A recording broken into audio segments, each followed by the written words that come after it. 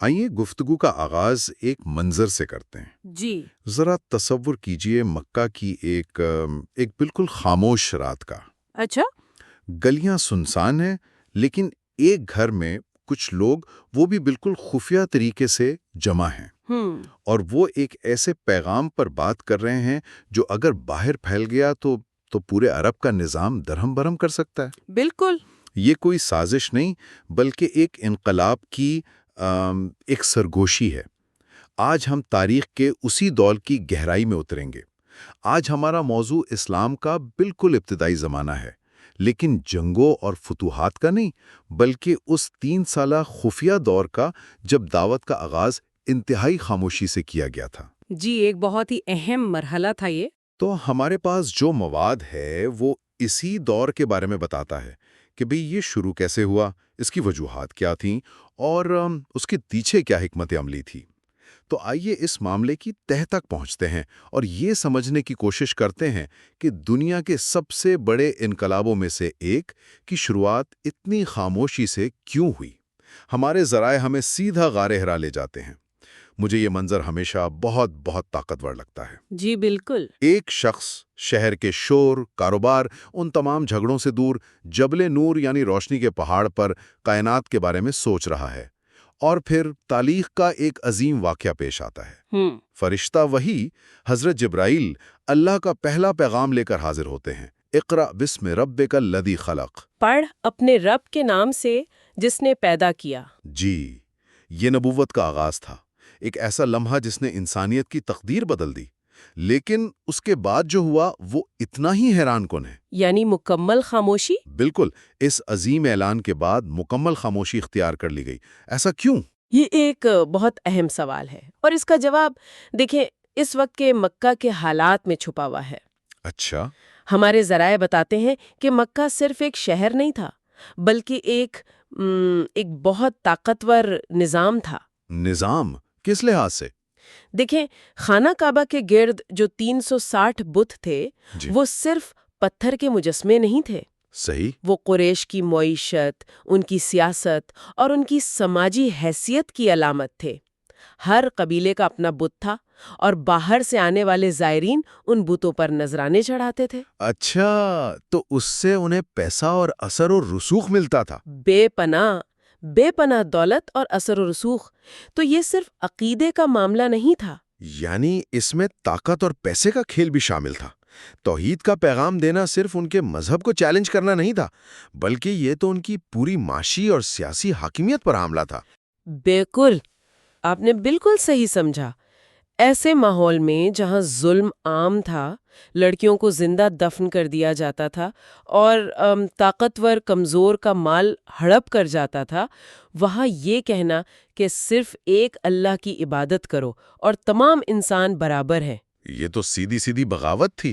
جی اسے ایک براہ راست بغاوت ہی سمجھا جاتا۔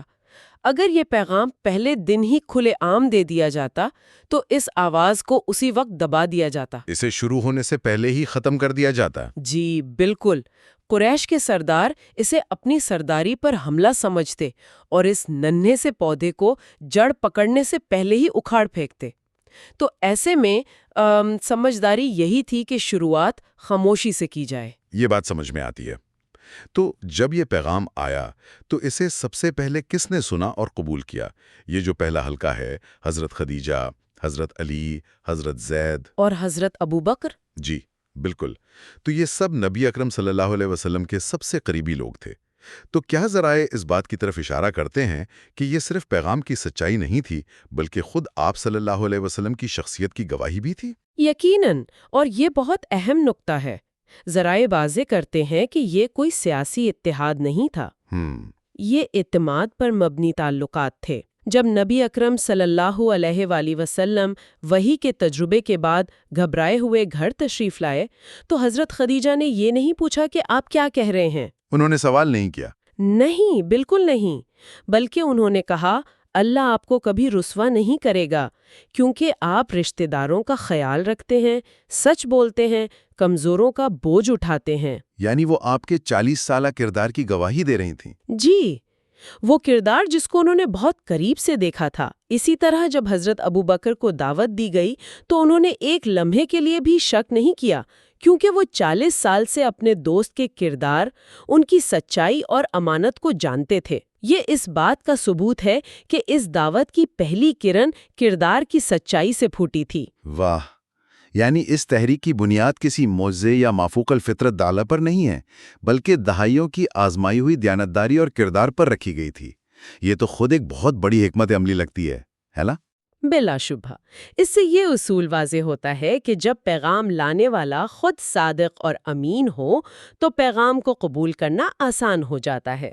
اور اس پہلے گروہ میں کون کون شامل تھا؟ اس پہلے گروہ میں ایک بیوی، ایک نو عمر کزن، ایک آزاد کردہ غلام اور ایک بہترین دوست شامل تھے۔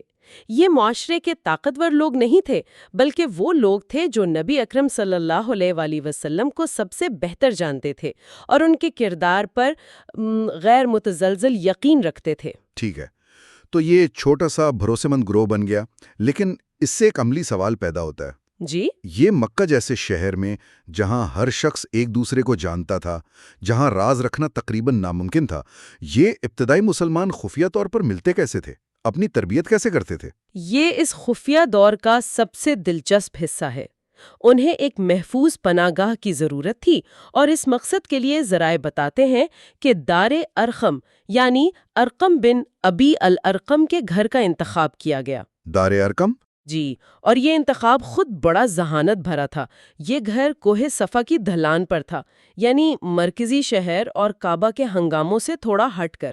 اچھا، تاکہ نظروں میں نہ آئیں۔ بالکل، اور اس سے بھی اہم بات یہ تھی کہ ارقم بن ابی الارقم کا تعلق بنو مخزوم قبیلے سے تھا۔ اوہ، یہ تو ابو جہل کا قبیلہ تھا۔ جی ہاں، قریش کا ایک بہت طاقتور قبیلہ، لیکن ارقم خود نوجوان اور غیر معروف تھے۔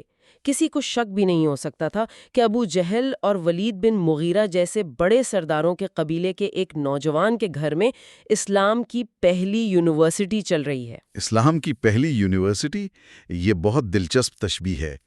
تو اس خفیہ درسگاہ کا نصاب کیا تھا؟ کیا وہاں صرف نازل ہونے والی نئی آیات کو پڑھا اور یاد کیا جاتا تھا؟ نہیں، یہ اس سے کہیں بڑھ کر تھا۔ ذرائع سے جو تصویر ابھرتی ہے وہ ایک جامع تربیتی پروگرام کی ہے۔ اچھا۔ اس کے 3 اہم حصے تھے۔ پہلا، روحانی تربیت، قرآن کی آیات کو سننا، سمجھنا اور اسے دل میں اتارنا تاکہ اللہ سے تعلق مضبوط ہو۔ ٹھیک ہے۔ دوسرا، اخلاقی اور کردار سازی۔ سوچے، آپ ایک سچائی پر ایمان لا چکے ہیں لیکن اسے بیان نہیں کر سکتے۔ آپ اپنے سامنے بتوں کی پوجا ہوتے دیکھتے ہیں اور خاموش رہتے ہیں۔ اس کے لیے تو بہت صبر چاہیے ہوگا۔ غیر معمولی صبر اور ضبط کی ضرورت تھی۔ یہ تربیت انہیں مستقبل کی مشکلات جیسے طائف کی سنگباری یا شعبہ ابی طالب کے بائیکاٹ کے لیے تیار کر رہی تھی۔ اور تیسرا حصہ کیا تھا؟ تیسرا اور شاید سب سے اہم حصہ سماجی تربیت تھی۔ سماجی تربیت؟ اس کا کیا مطلب ہے؟ دیکھیں، وہاں جمع ہونے والے لوگ مختلف پس منظر سے تھے۔ امیر بھی تھے، غریب بھی، آزاد بھی تھے اور غلام بھی۔ دار ارقم میں وہ ایک نئی شناخت بنا رہے تھے۔ اچھا۔ وہ اب قبیلے یا خاندان کی بنیاد پر نہیں بلکہ ایمان کی بنیاد پر ایک دوسرے کے بھائی بن رہے تھے۔ یہ ایک ایسی جماعت کی تشکیل تھی جس کی وفاداری خون سے نہیں عقیدے سے جڑی تھی۔ یہ وہ اعتماد تھا جو بعد میں بدر اور احد کے میدانوں میں کام آیا۔ یہ سوچ کر بھی حیرت ہوتی ہے، ایک چھوٹے سے کمرے میں تاریخ کی سب سے بااثر جماعت تیار ہو رہی تھی اور باہر کی دنیا کو اس کی خبر تک نہ تھی۔ لیکن کیا اس مسلسل رازداری اور چھپ چھپا کر ملنے سے ان ابتدائی مسلمانوں میں ایک قسم کا خوف یا بے یقینی پیدا نہیں ہوئی ہوگی؟ یہ ایک بہت فطری سوال ہے۔ میرا مطلب ہے وہ ایک ایسے پیغام پر ایمان لا رہے تھے جسے وہ کھلے عام بیان بھی نہیں کر سکتے تھے۔ یقیناً یہ ایک نفسیاتی طور پر مشکل دور تھا۔ ہر وقت پکڑے جانے کا خطرہ، اپنے ہی خاندان والوں سے اپنے عقیدے کو چھپانا، لیکن ذرائع بتاتے ہیں کہ یہی مشکل اس تحریک کے لیے ایک فلٹر کا کام کر رہی تھی۔ فلٹر؟ کیسے؟ ایسے کہ صرف وہی لوگ اس مرحلے میں ثابت قدم رہ سکتے تھے جو انتہائی مخلص، صابر اور اپنے مقصد پر پختہ یقین رکھتے تھے۔ اس خفیہ دور نے کمزور پتوں کو جھڑنے دیا اور صرف مضبوط ترین شاخوں کو پروان چڑھایا۔ تو یہ ایک طرح سے جڑوں کو گہرا کرنے کا عمل تھا۔ بالکل، مستقبل کے طوفانوں کا مقابلہ کرنے کے لیے جڑوں کو گہرا کرنے کا عمل۔ 3 سال کا عرصہ اور ذرائع کے مطابق تقریباً 40 لوگ۔ آج کی دنیا کے حساب سے جہاں چیزیں منٹوں میں وائرل ہو جاتی ہیں، یہ بہت سست رفتار لگتی ہے نا؟ جی بظاہر تو ایسا ہی لگتا ہے۔ لیکن آپ کے تجزیے کے مطابق اس سست اور خفیہ مرحلے میں وہ کون سے بڑے اسباق پوشیدہ تھے جو بعد میں اتنی بڑی کامیابی کی بنیاد بنے؟ اس میں کئی عالمگیر اصول پوشیدہ ہیں۔ پہلا اور سب سے بڑا سبق ہے کوالٹی بمقابلہ مقدار۔ یعنی معیار تعداد سے زیادہ اہم ہے۔ جی، مقصد بھیڑ اکٹھی کرنا نہیں تھا، بلکہ ایک ایسی بنیادی ٹیم، ایک کور ٹیم تیار کرنا تھی جو نظریاتی طور پر واضح، اخلاقی طور پر مضبوط اور آپس میں گہرے اعتماد کے رشتے میں بندھی ہو۔ یہی 40 لوگ بعد میں اسلامی معاشرے کے ستون بنے۔ یعنی بنیاد مضبوط ہو تو عمارت خود بخود بلند ہو جاتی ہے۔ بالکل۔ دوسرا بڑا سبق ہے اندرونی تبدیلی بیرونی تبدیلی سے پہلے۔ ان مسلمانوں کو معاشرہ بدلنے کا حکم دینے سے پہلے 3 سال تک ان کی اپنی ذات کو بدلنے پر کام کیا گیا۔ انہیں پہلے خود صبر، استقامت، دیانت اور اخوت جیسے اوصاف کو اپنانا تھا، تبھی وہ دوسروں کو اس کی دعوت دے سکتے تھے۔ یہ اصول آج بھی ہر تحریک کے لیے اتنا ہی اہم ہے۔ اور کوئی تیسرا اہم نقطہ؟ جی، تیسرا نقطہ حکمت عملی اور صبر کا ہے۔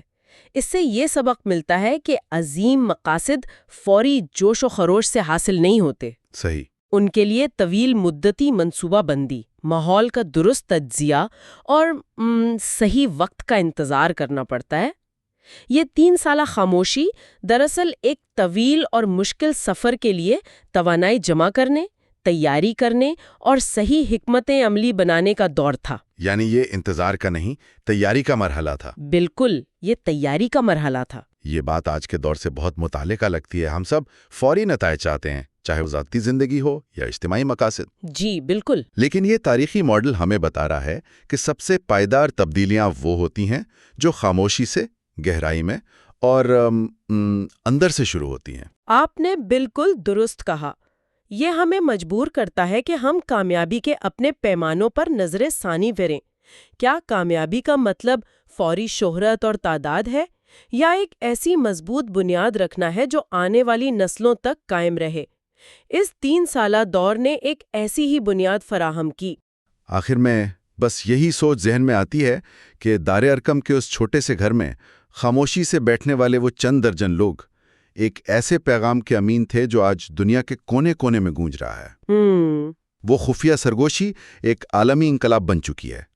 یہ اس بات کا زندہ ثبوت ہے کہ سچائی اور خلوص سے شروع کیا گیا کام، چاہے کتنا ہی چھوٹا کیوں نہ ہو، قدرت اسے غیر معمولی وسعت عطا کرتی ہے۔ اور یہ پوری گفتگو ایک آخری اہم نقطے پر غور کرنے کی دعوت دیتی ہے۔ جی ضرور۔ ہمارے ماخذ میں بار بار اس بات پر زور دیا گیا ہے کہ ایمان کی بنیاد علم اور تربیت پر ہونی چاہیے۔ علم اور تربیت۔ جی، یہ ہم سب کے لیے سوچنے کی بات ہے کہ ہم اپنے نظریات اور عقائد، چاہے وہ کچھ بھی ہوں، کس بنیاد پر استوار کرتے ہیں۔ صحیح۔ کیا کیا وہ محض سنی سنائی باتوں، مقبول عام رائے یا وقتی جذبات پر مبنی ہے، یا پھر ہم نے ان کے لیے وقت نکالا ہے، گہرا علم حاصل کیا ہے، ان پر غور و فکر کیا ہے اور اپنی ذات کو ان کے مطابق ڈھالنے کی ویسے ہی سنجیدہ کوشش کی ہے جیسی دار ارقم کے ان پہلے شاگردوں نے کی تھی؟